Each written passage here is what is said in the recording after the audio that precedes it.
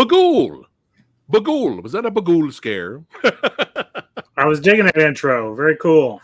Cool. I'm glad you like it, man. Hey, what is going on in the house? Samurai Guy is back with Anubis. That's right. Who be DJing up in these some bitches? You know what I'm saying? That's right. How you doing, brother? Doing great, man. You look good. Love seeing your face back on the air. Glad to be here. Very much appreciated, sir. Hey, man, I appreciate you guys and that are watching right now, and I really super appreciate you, Anubis, for going to bat and helping us out in our time of need. But we are back, baby. We are back. That's right. Who's here in the house? We got Jake Hall in the house. What is going on, brother? That's right. Oh, I'm gonna get it out now, Anubis. We giving a shout out to Neko. You know what I'm saying? DJ Neko. We gonna do it now. We ain't waiting to the We'll be back in a couple weeks, baby. Oh, it's party time. Oh yeah. I'm coming over. All right. That's it, man. We're gonna make it Coast happen. to coast. James in the house. Marco G. Oh, look at that. Bringing back the Mohawk. Loving the name there, man. And, of course, certified badass channel member, AJ Mason in the house. What's going on, man? Good to see you guys here. And we're back talking horror. That's what I love about, having this channel, man. We're going to talk about all of the genres that are kick-ass. You know what I'm saying? We're going to talk about the action. We're going to talk about the martial arts. And we're going to talk about horror, right? Because me and Anubis love our horror, man. And I had to bring him in on this one because I saw the trailer a while back and I was like, I'm not sure what this is. Like, is this a werewolf movie? I'm not sure. So I was like, I had to bring in the werewolf movie expert. That's right. The connoisseur of the lichenisms. You know what I'm saying? I had to bring in Anubis. I was like, all right, he's the werewolf guy. I mean, I love werewolf movies too, but he's got the knowledge on that stuff. He's got me beat. So I got to bring him in. So it was like, let's tackle this. And in the trailer, I mean, Robert Eggers said a lot of great things about the film, I believe. And if I got that wrong, I'm sorry. But I thought I saw his name there. But like, it looks like there's a lot of hype in the trailers and on the posters. And I was like, interesting. Okay, all right, this might be dope. The trailer didn't look bad, So we're going to talk about The Cursed. Came out in 2021. I guess it was officially released here this year. But yeah, we're going to talk about The Curse, and we will decide if it was worth the hype, which is weird because there's a lot of hype around the movie. But like I was saying earlier, at the same time, I don't feel like anyone's talking about this movie. I don't see any reviews of The Curse. Did you see the Rotten Tomato scores? No. Yeah, so critics have it around 74% right now, but the audience is like 54%. Okay. The only thing I saw was, hey, what's up, Shogun? We got Sexy Sumo in the house. The only thing that I saw was, I think it was like 6.4 or something on IMDb or something like that, which is solid. That's a solid rating. Yeah. But there's some really good stuff in here, and there's some odd things. That's why I had to bring in Anubis on this one. But yeah, let's go ahead and get into it. And don't forget, everybody chiming in. Thank you for watching and hanging out with us. Oh, shit. Oh, snappings. Before we get started, I got the stickers, son. I got the stickers. Come on. Yeah. Come on. There you go. Yeah, baby. I just got to work on the size now. Is it because Samurai's so huge? Like, yeah, it's your hand size. It just dwarf everything. But yeah, you guys, Metal Tavern Podcast stickers. That's right. Samurai is representing. I'm gonna put that in places that are badass. So right on. You guys want to, if you're fans of horror, if you're fans of metal and hard rock and all that stuff, that's right. Represent Metal Tavern Podcast stickers. And I also really enjoyed your very professional business card. Business. I like that. Business. It's all about the business. Thanks for the stickers, man. I'm gonna represent that. So where can other people get the stickers, Anubis? Right now, you probably would just better off hit me up on Facebook. I haven't got yet to a point where I have like a tab on the website yet to like sell stuff because we're still kind of working on that kind of stuff. But yeah, I mean, right now, if you guys are interested in any, just hit me up on my private message, James Scott Corporu, or Metal Tavern Radio on Facebook, and then I'll send some shit out to you. It's not a big deal. Cool. So, and what I'll also do is for this video, I think it just has your YouTube channel and website. I'll put Anubis's Facebook page info in the description box below for the video when we're done here. So you guys can go there and get you some stickers that represent horror and metal. All right, enough of that. All right, let's go ahead and get into The Curse. That's right. Let's go. All right. Plot synopsis. The film, first of all, is directed by Sean Ellis. And the plot synopsis is, in rural 19th century France, a mysterious, possibly supernatural menace threatens a small village. John McBride, a pathologist, comes to town to investigate the danger and exorcise some of his own demons. Exorcise the demons in the process. That's right. Booyakasha. All right. That was a great review, huh? Let's go, man. Exorcise the demons. You got that, right? Yeah. Samurai Guy's all over the place today. Right. I love that. Yeah. I got my bootleg notes over here. My same here. Notes over here. But yeah, let's talk about. I'll go in deep. We'll deep dive the bullet points here. But let's just off the bat. What was some of the things you did like about the movie? Well, it's funny because you brought up Robert Eggers, and one of the first things I thought about this film was the atmosphere and cinematography reminded me much of Eggers. And I think if you did say that, I think that's why, because it probably reminds him of himself. It's really nice. I like the set pieces, the atmosphere of it all. Also, I don't know a lot of the cast in this. However, Kelly Riley and Alistair Petrie, those two I do know. I've been actually watching a lot of Kelly in Yellowstone recently, so she's a fantastic actress. Oh, nice. Okay. Yeah, Boyd Holbrook looks so familiar to me. And I was like, oh, he's the guy from Logan. Oh, okay. He's the antagonist in Logan who had the robotic arm. Oh, I did not know that. I didn't recognize. Yeah, I was like, man, it was bugging me. You know, he had that face. I was like, ooh, I know that guy. But yes, you're correct, man. The cinematography and the atmosphere, it's got that old timey folk tale legend feel to it, and it's perfect, man. You know, like shots like this is a good example. If I can find it here, I mean, this is like almost dreamlike nightmare fuel stuff right here. I mean, it's just a beautiful shot. I mean, it's yeah, beautiful and haunting. There you go. Yeah. There's some good stuff in here. The designs of this movie's versions of the werewolves. What did you think of it? I thought it's a unique take on the werewolf lore. It's an interesting approach to how someone was infected and becoming the creature. Like it's kind of interesting because, again, not your traditional werewolf type thing. In fact, I've been kind of reading up on it. It's really more of a spin-off of that werewolf stuff. But it's interesting because the teeth, if you remember the kid that grabs him the first time and he does the first bite, that kind of scene ironically reminds me a lot of Demons in The Mask and how like the first infection starts. Oh yeah. So it just even though it's not a mask, it's just kind of the same method, which I thought was kind of cool. Right. Gore wise, it was okay. More so at the beginning rather than later on, but especially with the gypsy guy that lost his hands and feet. Oh my God, we're gonna get into that, dude. Yeah. I was like, oh my God. But you were okay with the Mr. Bigglesworth design of the werewolf? That's all I was thinking about looking at the werewolves in the movie, man. I was like, I so made a comment that like later on I was like, the creatures looked like the hairless cats, and that was not cool. Because that's basically what it was. See, and then you posted that. We're here, bro.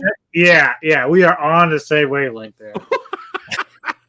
I don't know. I just thought of Mr. Bigglesworth, and for some reason, I wanted some roast chicken. I don't know. It was weird.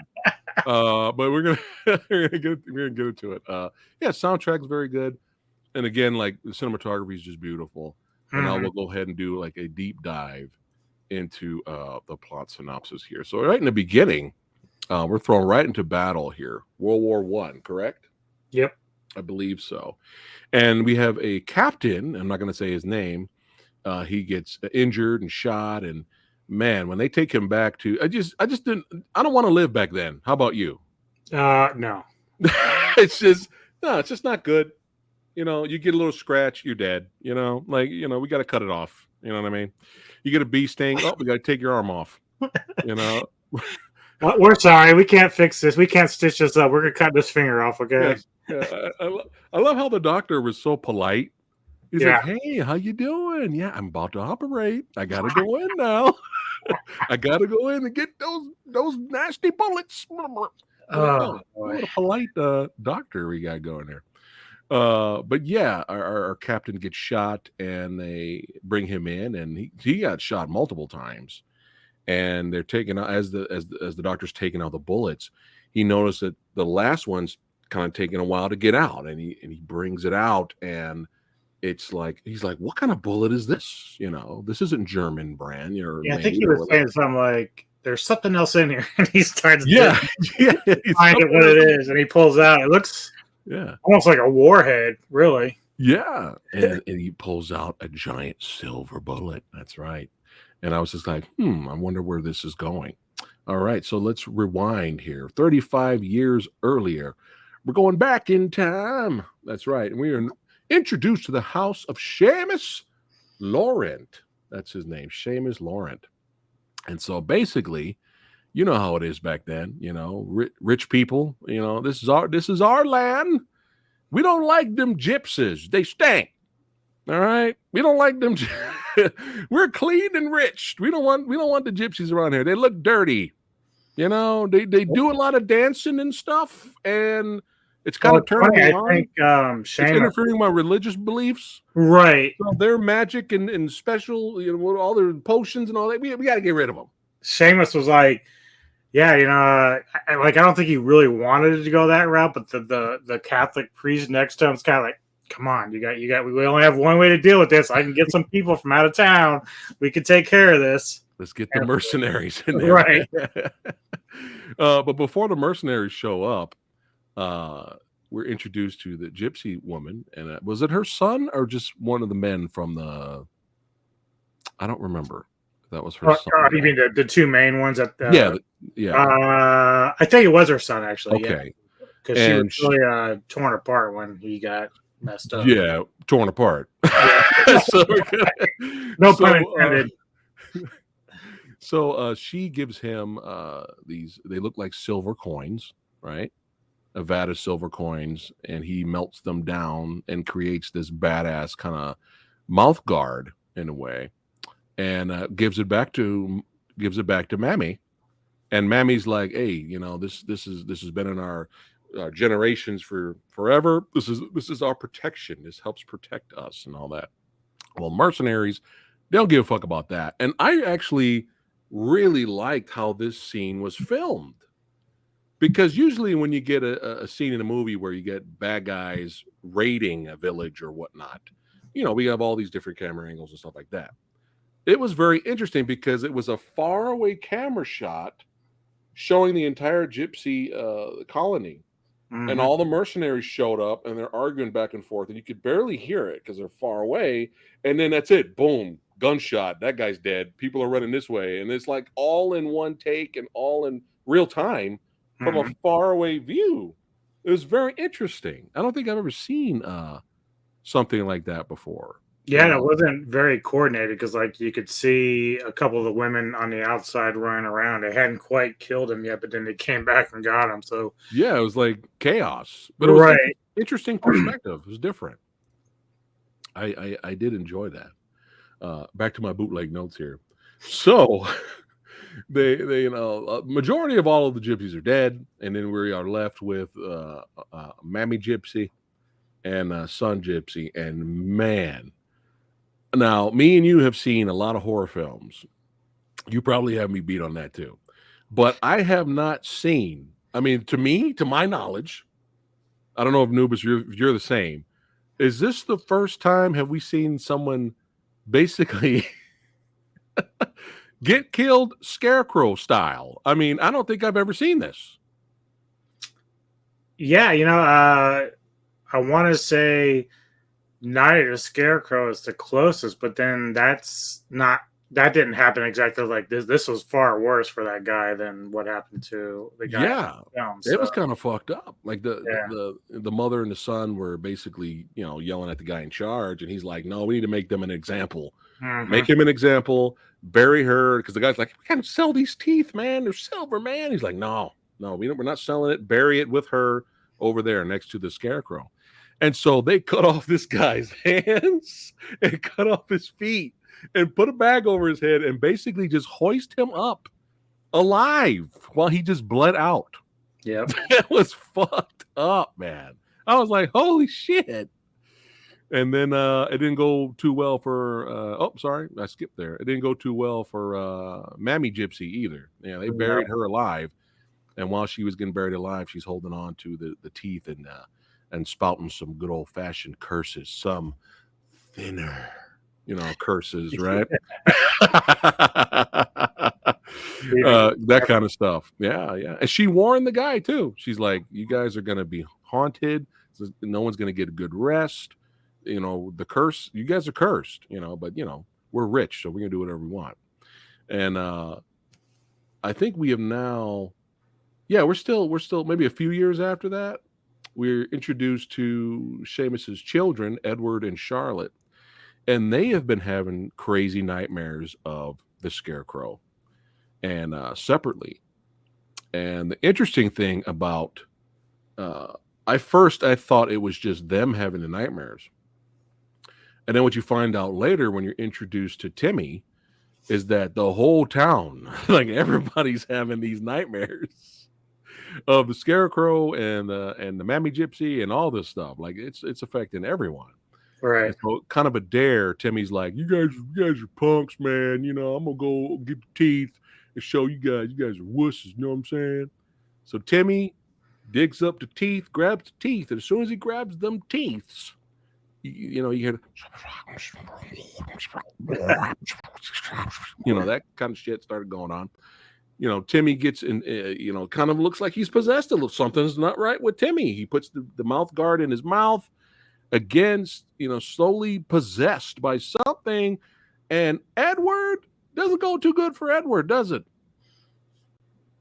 No, he was a bit scared, and he kept trying to stop him from digging it up and then trying to put it in, and that didn't work out well for him at all.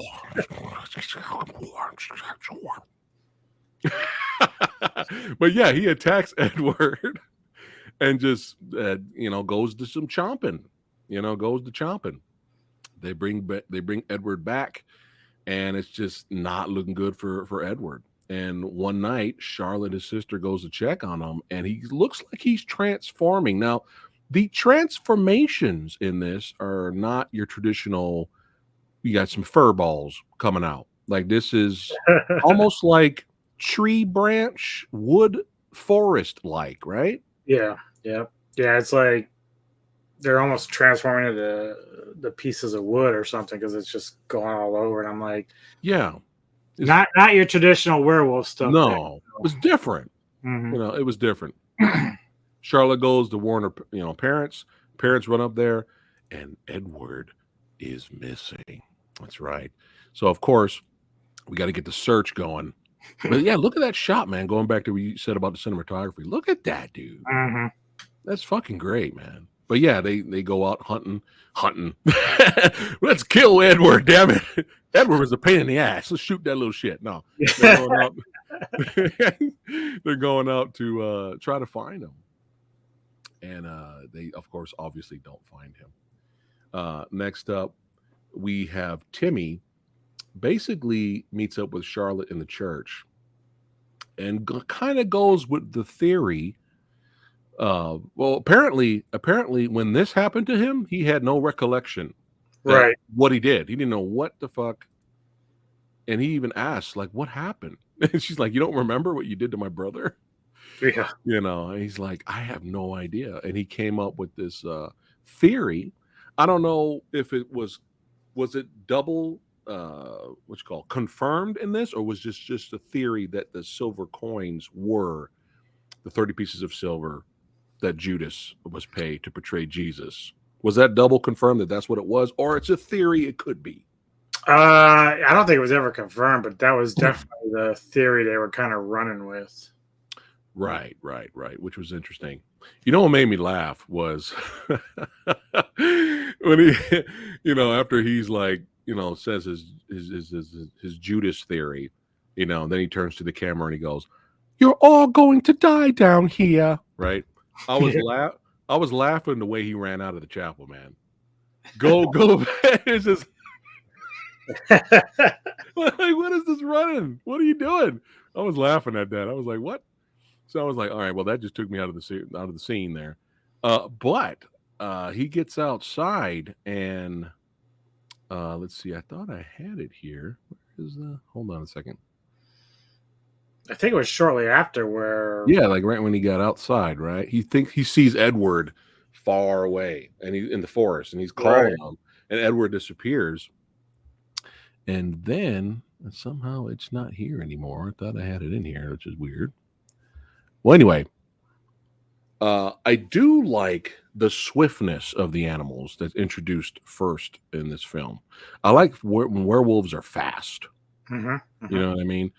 And man, he looks through the grass, and then you just see something coming, and then rah, just comes by. He looks down. It's all jibs, man. It's like all. I was like, yeah, yo, let's go. It's like broken off, and it's hanging, and it was pretty good. That was a good moment. Yeah, that was great. I really enjoyed that. And what's some other werewolf films where they had speed? Wolfen, although that's not typical werewolves, but yeah, it's still up there in the werewolf movies. I'm trying to remember if I think even the did you like the I don't remember if we talked about it. Did you like the Wolfman remake with Benicio del Toro? Did you like that? Honestly, I did actually. I remember him being fast. Yeah, he was. He was like lightning. In fact, he attacked a gypsy camp. Right. Well, because the original black and white Wolfman, I did have that gypsy vibe to it. So yeah. But yeah, I like when the werewolves are fast. I do enjoy that. Or when they're standing there slow, boxing like in Dog Soldiers. That's good too. I'll take that. Actually, they were kind of fast in that too. If you remember earlier, they took out that dude's gun. Even zombies, it's just more frightening. Mm-hmm. You know what I mean? Yep. But yeah, so it doesn't go well for Timmy. He gets fucked up. Let's see here. I think he crawled into like a little shed or some sort of box, and then he got finished off from there. Yeah. So then we're introduced to our boy here, John. What's his name? I had it here. Give me one second. He's the one who's been hunting gypsies, right? Like because it gets all revealed later why he's so interested in this and everything. But yeah, our boy John here, he comes in, he gets brought in because he's interested in what's going on. He's trying to figure out things, and he's doing his investigation.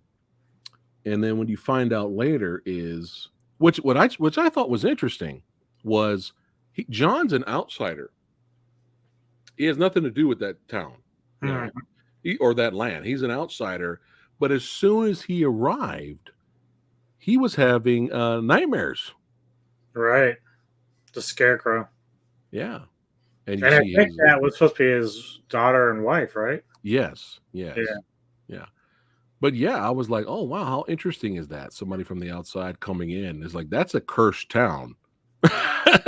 When somebody ain't even got nothing to do with it, comes in there and he has nightmares. Too, though, he was blaming the gypsies for his family's death. So maybe there was some sort of tie in there that we don't know about it because it never really dive that far into his background, so it's hard to say. Right. Well, I think it was mostly when he starts going into his past. He calls it the wolf plague. Mm-hmm. And he says the original wolf plague came from the town. I'm trying to pronounce the town's name. I'm horrible with pronunciation. Yeah, me both. All right, I'll come back to it, but we'll get back. We'll get back to it. I'm getting off my bootleg notes here. Now here we go. Edward fucks up Timmy. Thumbs up over here on my notes. All right, we're back on track. Yeah. We're back on track. All right, there we go. The lieutenant brings the pathologist. Can you say the word, please? Thank you. John McBride, that's his name, to investigate the house and investigate the case and what's going on and the missing of Edward. So John already knows something's up. So he's already like telling them, hey, y'all need to start boarding up your houses.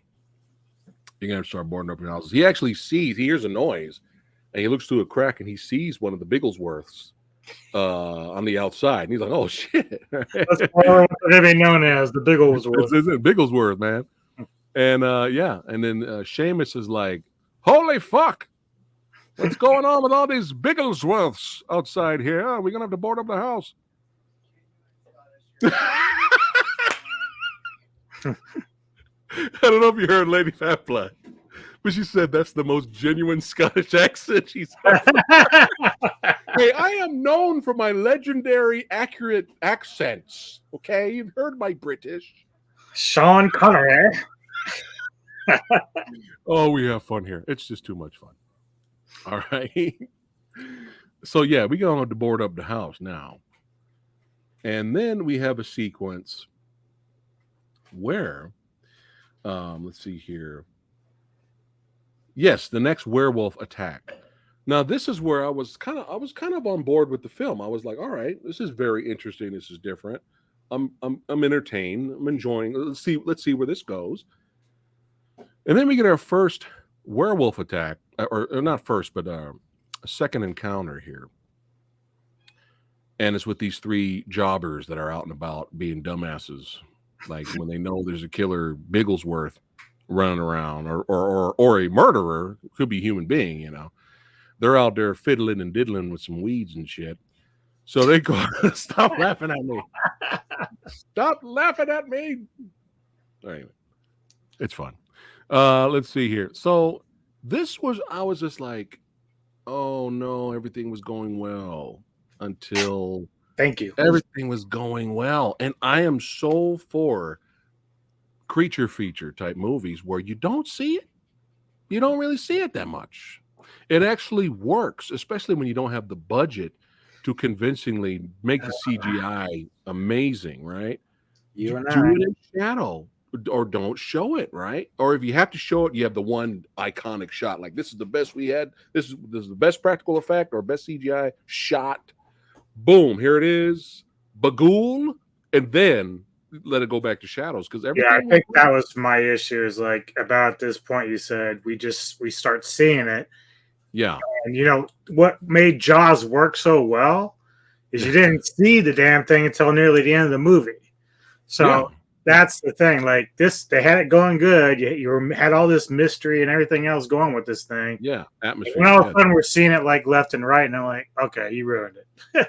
Yeah, like at first, you know, she goes to check on her friend, and it's kind of eating it from the other side, and you could see it peek out a little. Like that kind of worked, right? When you're mostly hiding it, and then it's almost like the movie wasn't confident with its effects because you notice this only happens here, and in the finale in the church, to where they put some weird Vaseline looking filter over the video, and it's blurry and there's a little shaky, and I don't know if it doesn't do that anywhere else in the film. It's like I don't know if they were like, if they saw it, they were like, oh, we're seeing too much of Bigglesworth. This CGI is not working. Right. Y'all got some Vaseline? All right, let's put some Vaseline on the camera there. All right. But yeah, it's just it was kind of taking me out of it. Some of it was okay. Some of the CGI shots was fine, but it worked so much better, you know. Well, I think they got away with a lot of it just because it is a dark movie in terms of how you're looking at it. So there's a lot of dark scenes and night scenes. So that part, night, it did work for sure. But yeah, that was kind of a downer. But our girl here, she gets bit and then they bring her back, and just like Edward, she starts to transform, and then she escapes, and then she goes to the Lady of the Lake to acquire the chainsaw out of the lake. Or the sword. I'm just kidding. She goes in there. She goes in there, and then she gets pulled under. And I'll let you take it from there. What happened next? Actually, I don't remember that part. To be honest, because She the gets next thing I yanked heard, under by like the vines or whatever, the wooden vines or whatever that's coming out of her. She well, gets I yanked only under the, remember when what was it, John? yeah, He caught her, and then he trapped her and killed whatever enclosure she was in, and then of course he started working on her on his table. That's the last thing I really remember. I remember her going in the lake. I just don't remember what happened pretty much after that. Yeah, he did the autopsy when she was fully formed. Right. But first, when she goes into the lake, she gets yanked under, and then the branch tentacle things pull her deeper into the lake, and then they kind of cocoon her. Yeah. And then later you see her as a full Bigglesworth. Okay. So yeah, it's probably what happened with Edward too. Like he wasn't Yeah, water, I yeah, guess. yeah, for sure. Interesting. Yeah. Well, no, Don't love it. I Don't give love it. Don't hate it. It's right. I give him interesting. credit for thinking outside the box. So that really works for them there. But yeah, Yeah. they probably just revealed it a little bit way too early. Right. Now back to the past here. So we have a discussion between Seamus's wife and John, and he's kind of letting her know that before the wolf plague that he assumes is happening in their town happened earlier, the same exact type of case in the town of Givaudan. And if I said that wrong, I'm sorry. Givaudan. And basically, the gypsies showed up after the aftermath. So it's just kind of like the wolf plague hit the town. His wife and daughter got killed in the midst of it. And so they had no choice but to bring in the army to come in and take out kill everyone basically. And then after that, John says the gypsies showed up, and basically what they said was the curse has had its revenge and now must be contained in gypsy silver. And then after that, the gypsies leave, and then you never hear of them again. And you can assume what happens is basically what happens at the beginning of the movie. Yeah, I like that they made a reference to the Beast of Gavadon, which was also the inspiration for one of my favorite movies, Brotherhood of the Wolf. That was sort of that thing. So I'm glad that they did kind of make a reference to that as well. Good catch. Good call. Yeah, nice. Yeah, if you said it the way I said it, so I feel good.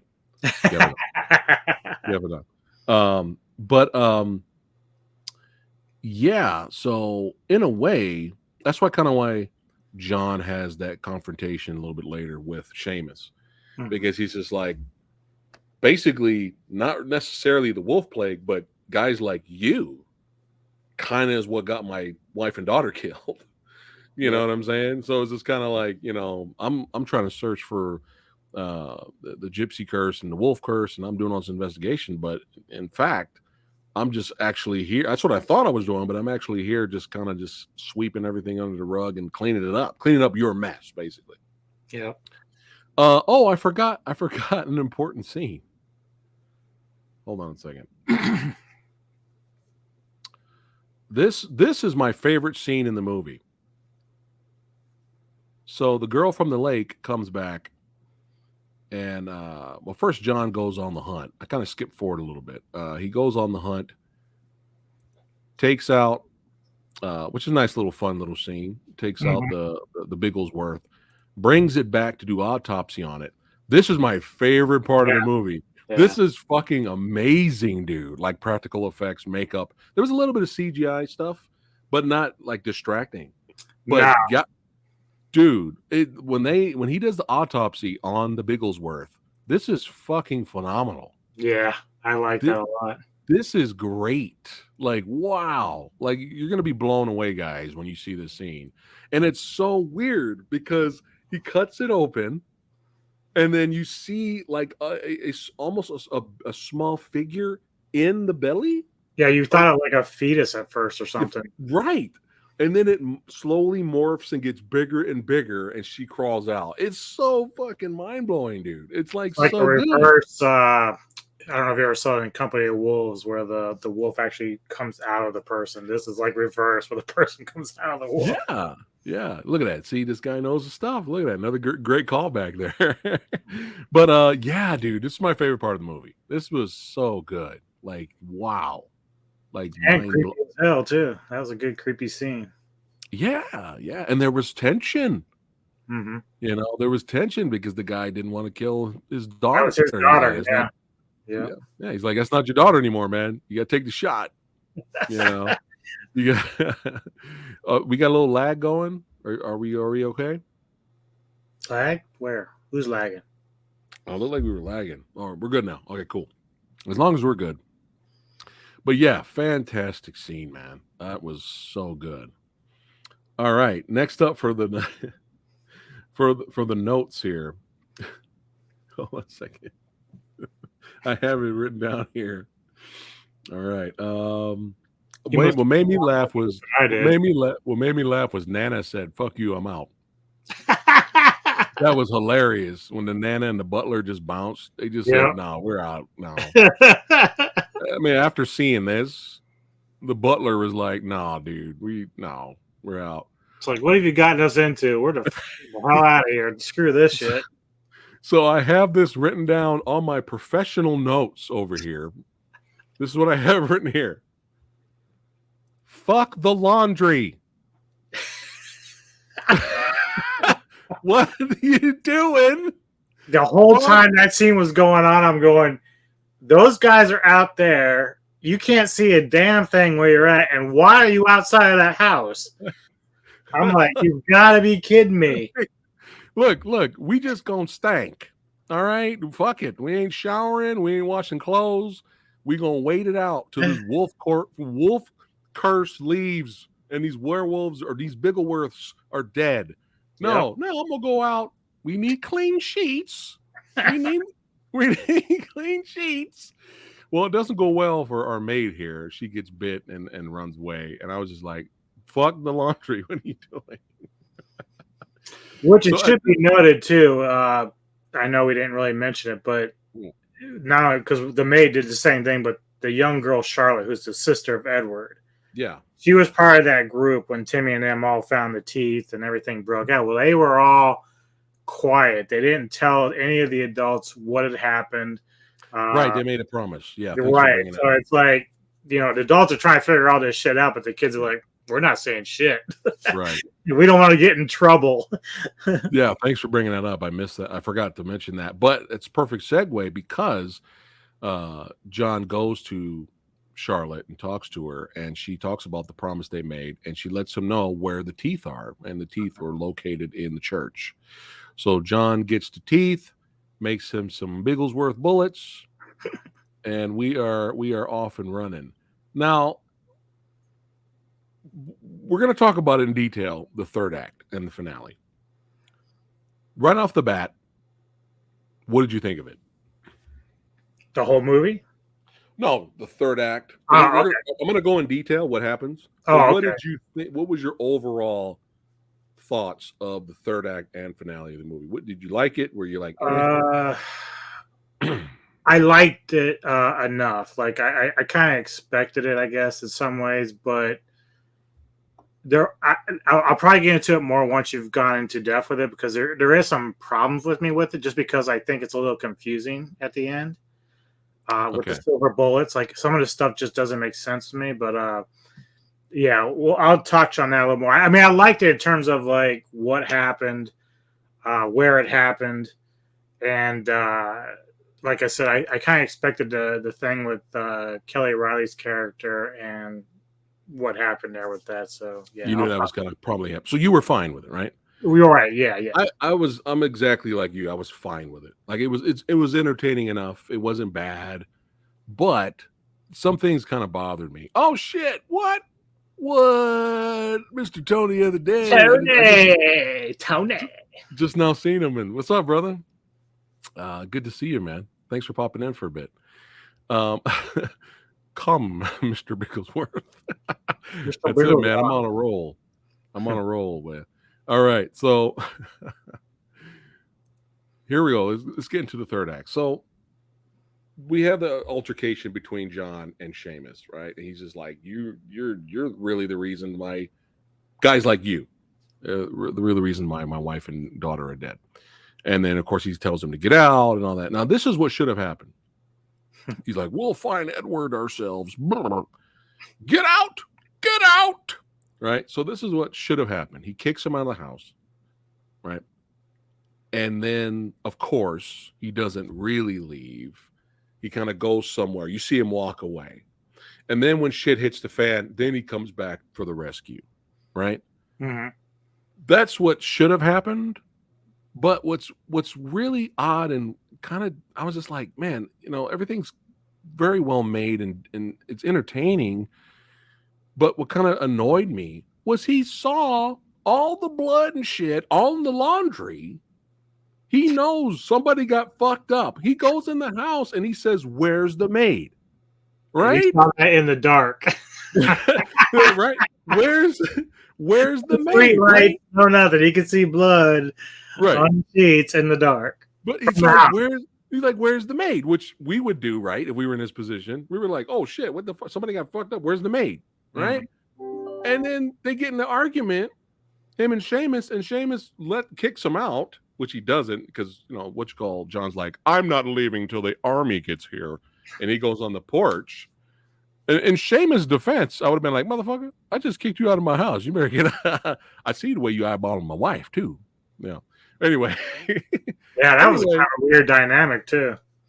Speaking of eyeballing the wife, not necessarily, what was up with that scene earlier where she had the bloops out and she was making a bath and Seamus walks in on her and she turns and looks at him and gives him bedroom eyes and he's awkward and he walks out. What was the point of that scene?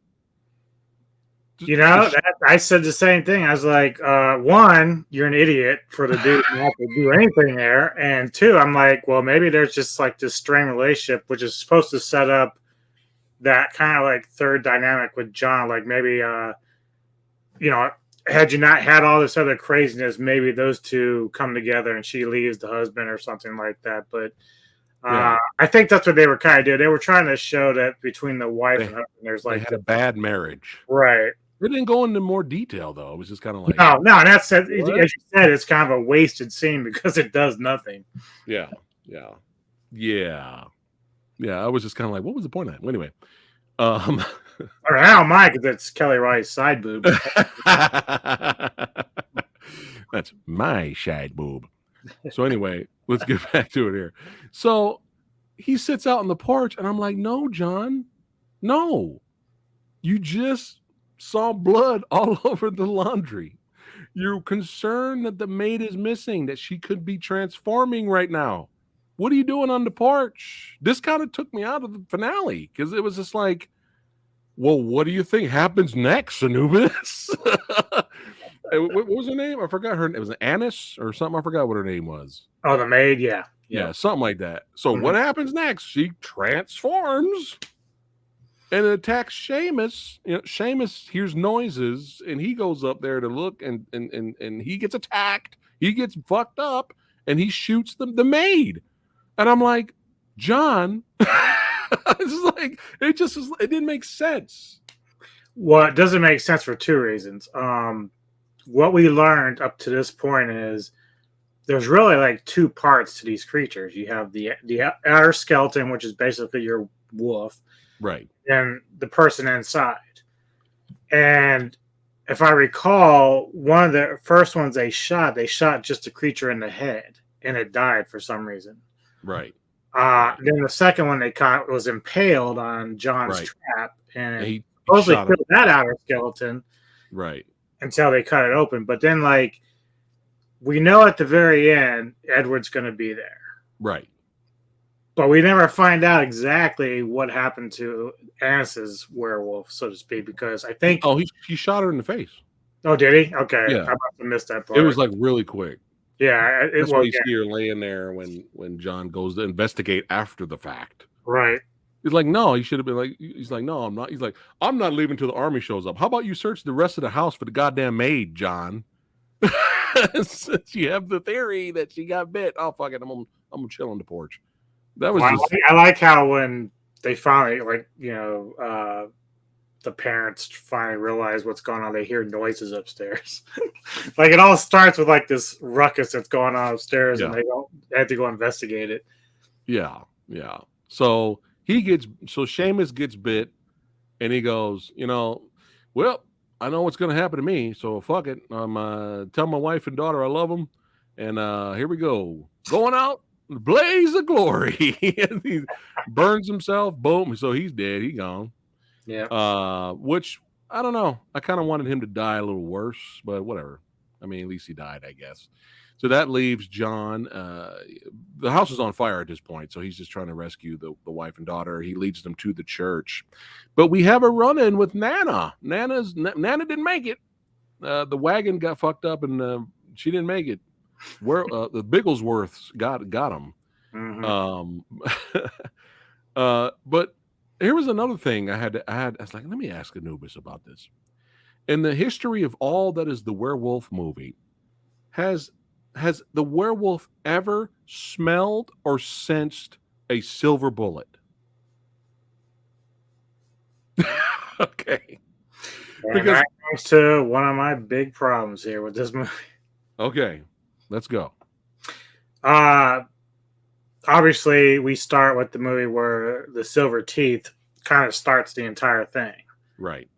Now, we're accustomed to werewolf movies where silver is actually the kryptonite of the werewolf. It kills it or hurts it severely, no matter what it is, underworld, Halloween, whatever. Yeah.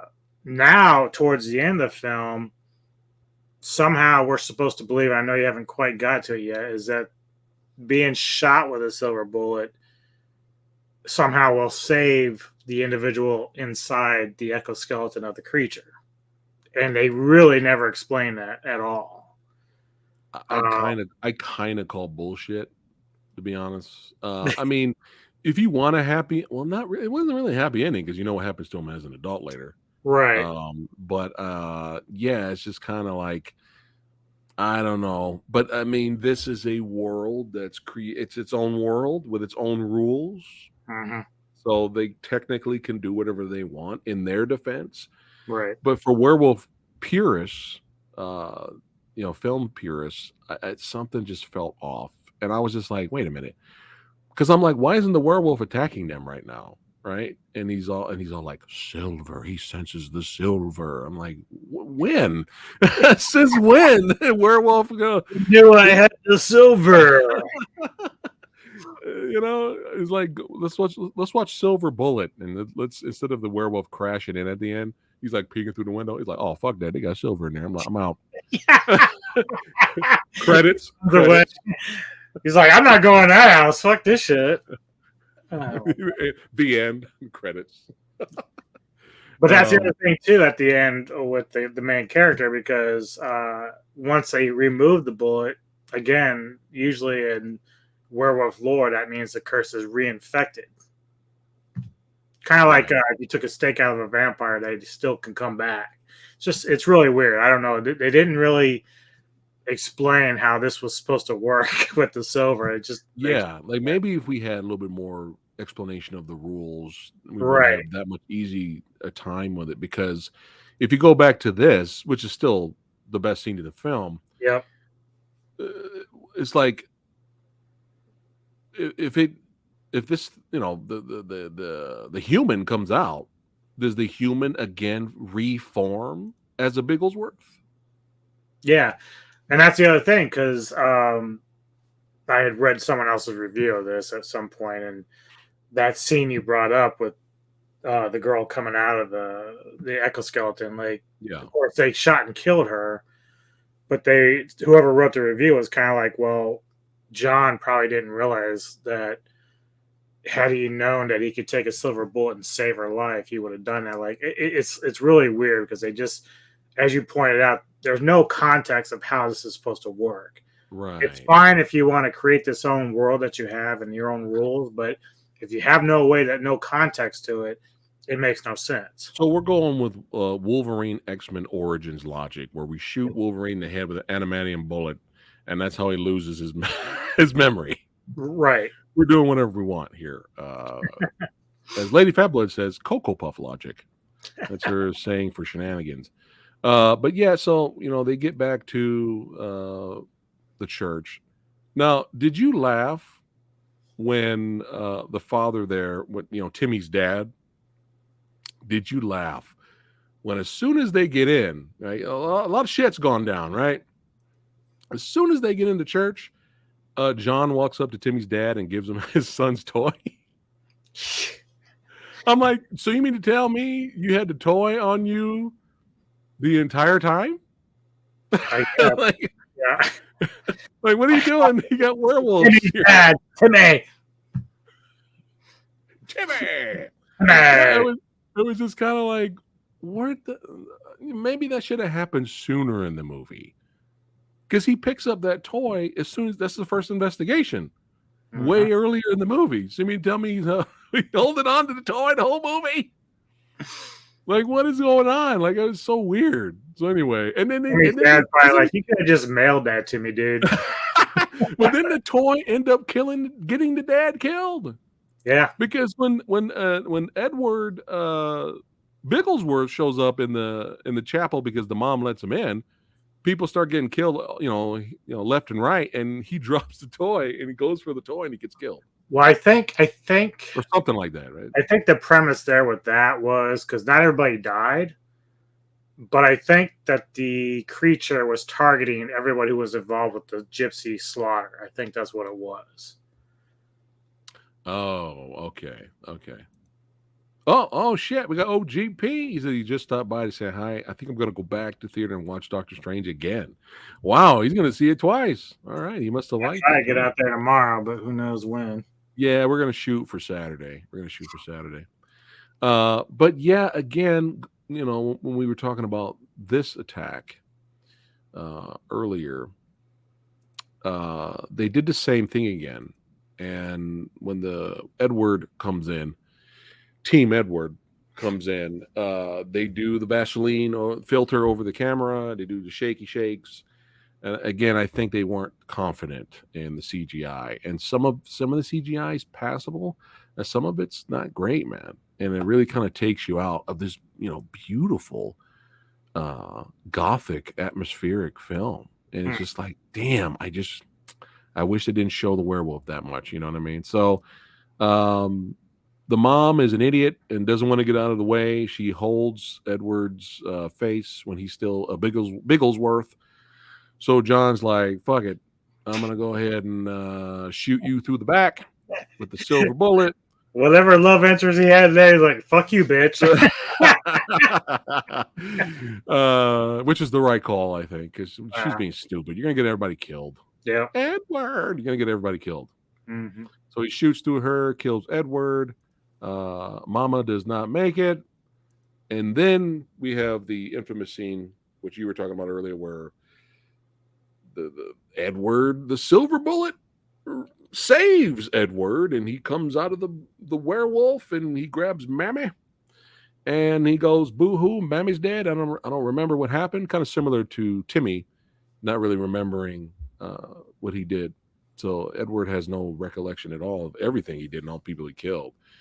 And I just feel weird about it. I feel weird that a silver bullet saves the human inside a werewolf carcass. Something's just so weird about that, man. That was a curse. Yeah.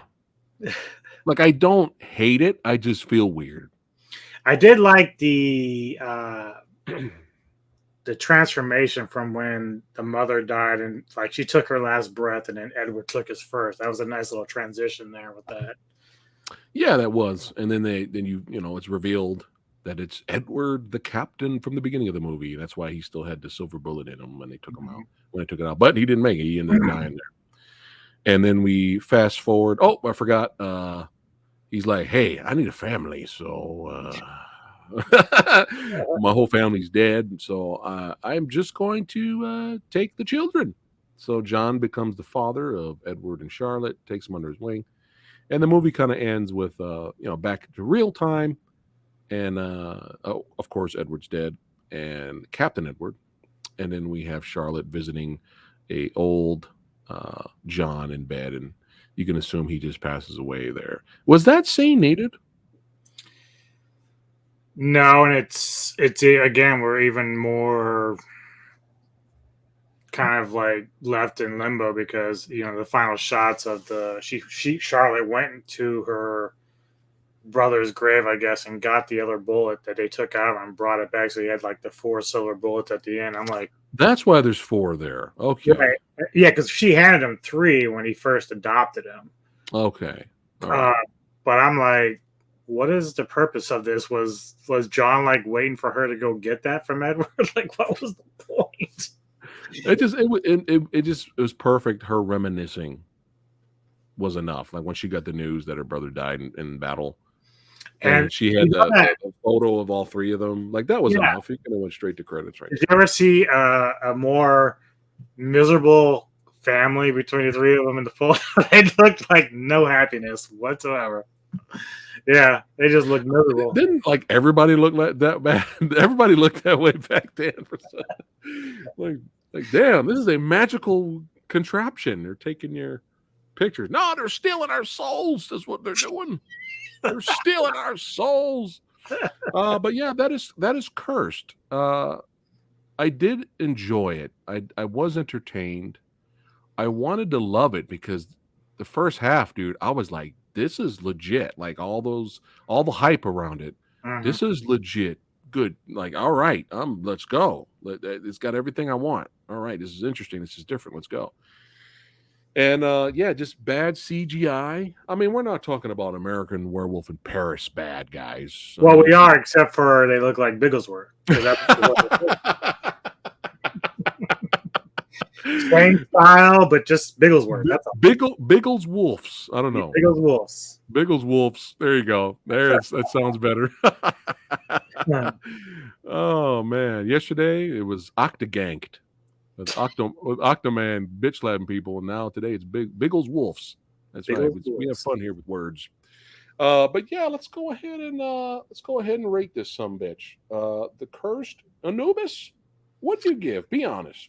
What do you give? C is average. C is average. Oh, actually, I always do like a 1 through 10. Okay, you can do that. That's fine. Basically, I'm kind of right there with the audience. Audience has like a 5 point something. I'm going to give it a 6 out of 10. Okay.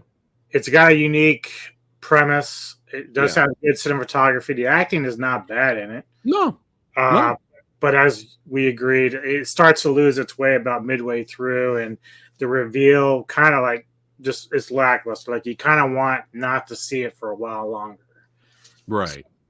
And again, that whole maid thing and John not investigating the obvious. Right. Because he didn't do that is what got everybody killed. Right. What got Seamus killed and shit, It was just kind of if you think the maid is the thing, then you go search for it. Yeah, you go search. That's why I said it would have made sense if Seamus kicked him completely out and he left. Right. That would have made more sense, but we're being nitpicky, but it just kind of bugged me a little bit because it's like, John, come on, you were cool the whole movie. You're making dumb decisions. Oh, the actor Brad? No, we can't call these true werewolves. No. Yeah. Would you do you put this in the werewolf movie genre though? It's just different. Yeah, you kind of have to. I mean, because it's playing off the whole spin-off of it. It's the lore. It's not going to be the greatest werewolf movie ever, of course, but yeah, it's sort of up in there. Okay. It's unique. All right. Oh, it's my turn. I'm all about to wrap it up. I forgot to rate the movie. I'm going to give it a solid B, man. I'm going to give it a B. Definitely was entertaining, beautifully haunting, had some cool kills, these body parts getting fucked up, some great practical effects when they had them. Mm-hmm. And but yeah, I'll give it a solid B. I think that's fair. I think those that watch this will probably be entertained. I think if they check it out, I think they'll like it. But yeah, it could have been like really up there for us, you know. But it's just, I don't know, too many. I think maybe it was too ambitious to be different. Yeah, I just man, it really kind of sucks. Is like you said, just half of that movie, dude. You're like Yeah, engaged. You like what you're seeing. You like yeah, the feel of it, but then it just loses yeah, its way. They just ran out of gas. yeah. Brad says it's no, it's no Howling too. You know Yeah. what's funny? You know what's Wow. funny? Sybil Danning would have made this like a fun movie. And You know what's funny? I think I'd rather watch Howling 2 than this. yeah, Because at yeah, least I'll be more entertained. I'll be yeah. more entertained, I at mean, least Christopher entertainment Lee, wise. dude. Christopher Lee. You might not like that movie, but come on. Oh, you just now watched the trailer? All right. Well, we just spoiled the whole movie, so I don't know if you still Yeah, want to watch it now. don't watch this if you Yeah, come to yeah. watch the Check out movie. the movie. But yeah, I give it a solid B. I'm comfortable. I think that's with my rating. I think that's good enough.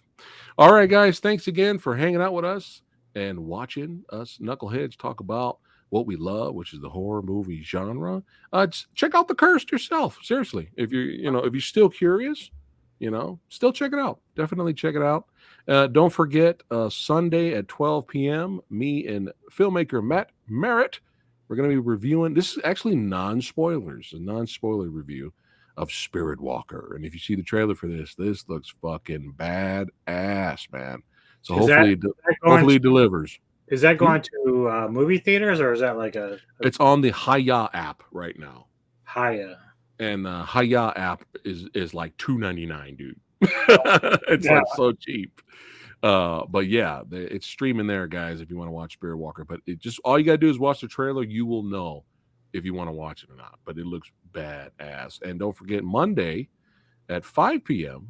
Me and good old Rick finally teaming up after a while. We're going to talk about a lot of these film projects. Some of these I have not seen, but it's going to be comedy hearing what Rick has to say a lot about some of those. So, and it'll be cool to catch up because we haven't seen Rick on the channel here in a while. So that is it. Don't forget, get your Metal Tavern stickers. That's right. I will put Anubis's Facebook page in the description box below this video, so you can go check it out. Support horror and metal, and remember, fuck laundry. leave the laundry alone. That's how we do it. Thanks again for watching, guys. I'll Peace see out. you guys Sunday. Peace out.